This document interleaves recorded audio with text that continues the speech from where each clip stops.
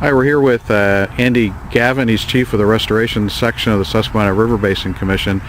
Andy, we're here on a little bit of a rainy Saturday talking about a rain garden. What is a rain garden?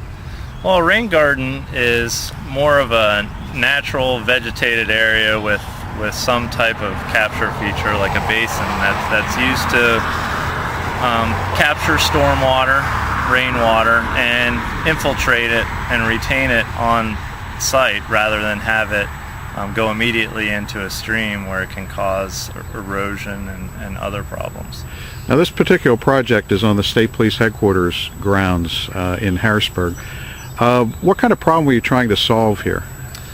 This project was targeting mostly relationships with state agencies and how they implement their landscape options on state facility grounds. So we chose a site that had visibility, as well as an opportunity where we could work with State Department of General Services staff as well as the State Police Headquarters staff, and looking at new ways of thinking with how to landscape a property to better deal with stormwater runoff.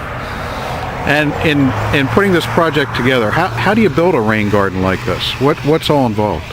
Well, some of the first steps are looking at the existing drainage and where all the water goes and where it maybe causes the most damage, and then try and determine how best to capture it off the site, and where you maybe have the best soils and the best topography in order to capture it and put in plants that have more beneficial value than some of your normal turf grass environment. So this particular project captures water coming down off some parking lots and some turf grass. What kind of plants are you planting here? What's involved here? If you can show us a little bit. Well, some of these plants, I'm not a landscape architect, but we have all these plants are native Pennsylvania plants. They are a combination of drought resistance as well as some of your more wetland plants that prefer more moist soil conditions. So on the higher ends of the bioretention bed here, we have plants that obviously can take full sun, more drought resistant, maybe not as much moisture, but as you move down into obviously the wetter portions, that's collecting a lot of the storm water, such as from the rains the previous couple days, plants that can deal with saturated conditions in the soil. So as I understand, you took a big bulldozer and basically scooped out this area and then put back in some special kind of soil. What kind of soil and what kind of preparation did that take? Yeah. Well, with typically when you're looking at rain gardens and wanting to install these features, you want to restore more of a natural setting, and in the turf grass areas surrounding the bioretention, you don't get a lot of buildup development of the soil where you get a lot of nutrients or you don't have a lot of diversity as far as composting, normal effects that you would see in a forest setting. So the idea is to excavate the soil that's sort of been starved over the decades and replace it with soil that has higher organic material so that the plants can thrive, and then hopefully what you get is sort of a self-sustaining micro ecosystem right in here where the plants resemble more of a forest setting. Now, this was part of a bigger project in this Paxton Creek watershed, and you got a special Chesapeake Bay targeted grant from EPA to do some of these projects. What else is going on in the watershed? Yeah, the overall project funded through National Fish and Wildlife Foundation with funding from Environmental Protection Agency was around $700,000, and really the great thing about the project was that over doubled in funding was supplied by over 20 partners in the Paxton watershed, a mix of both private residences, local government, commercial interests, and we're looking at how everyone manages their land throughout the watershed. So we have a track that addresses individual property owners and what individuals do on their lots. We have a track that addresses more of the government-controlled lands, which is what this project's an example of.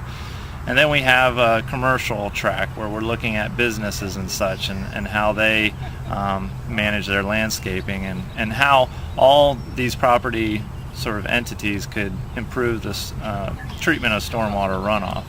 And we're doing this both with looking at what are some of the obstacles for adopting practices such as this that better manage stormwater, and what might be more incentive for individuals and property owners to implement these measures.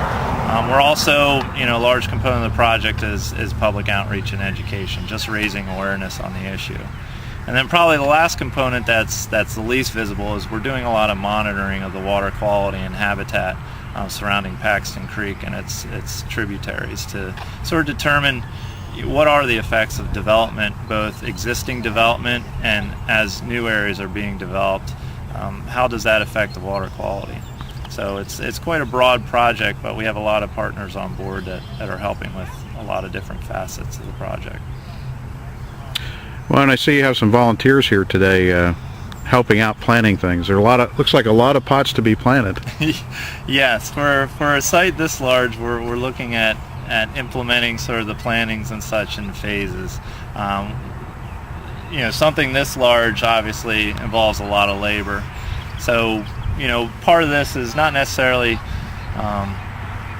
doing everything in a one-shot deal, but maybe having different groups out at different times, and depending on their interests, focusing on sort of educational experiences, either through the plants themselves, or maybe other groups may be interested in how you build a bioretention bed with regard to the soils and things like that. So really we're hoping that it'll just provide a good educational experience, not just for the plantings and constructing, but ongoing as people drive by on the Elmerton Avenue here that's fairly busy.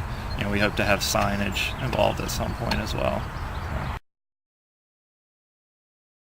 Now this part of the project is sort of the discharge point for any water. You have a small pond here. What's its function, and what are you going to do here in the future? Right, what you're looking at behind my right shoulder here is a spillway from the main bioretention bed. So if there's ever the condition where there's too much rainfall, such as a 100-year storm or so that can't take the amount of water that's flowing into the bioretention bed, water will spill over into the spillway and into this micropool. And actually, when we're finally completed with the construction, hopefully there won't be any water in this micropool. We just have it constructed right now so that it'll keep the bioretention bed dry until we can get the plantings in place and the final mulching layer. So right now it's filled with water just since we aren't completed with construction yet, but this would sort of deal with any sort of spillover. In addition, we're going to be working with Pennsylvania Department of Transportation and possibly expanding this micropool to deal with some of the roadway runoff that's to my left. Now, of course, this is a huge project here, relatively speaking, but can a homeowner get involved in putting in a rain garden around their home? Oh yes, certainly. This is definitely a very larger scale project, but as part of the project, Paxton Creek Watershed Association and SRBC has been working with individual homeowners as well. We recently implemented an experimental rain garden project in neighborhood Centennial Acres in the upper headwaters of Paxton Creek Watershed, where we showed on a much more manageable scale with lower cost and materials and such that in a very simple setting that any individual homeowner can build a small rain garden that maybe captures their rooftop runoff and prevents that water from running off their lot and causing a lot of problems that stormwater runoff causes on a larger scale. Okay, great. Andy, looks like a great project. You have some good dedicated volunteers. Hope everything goes well today. All right, thank you very much.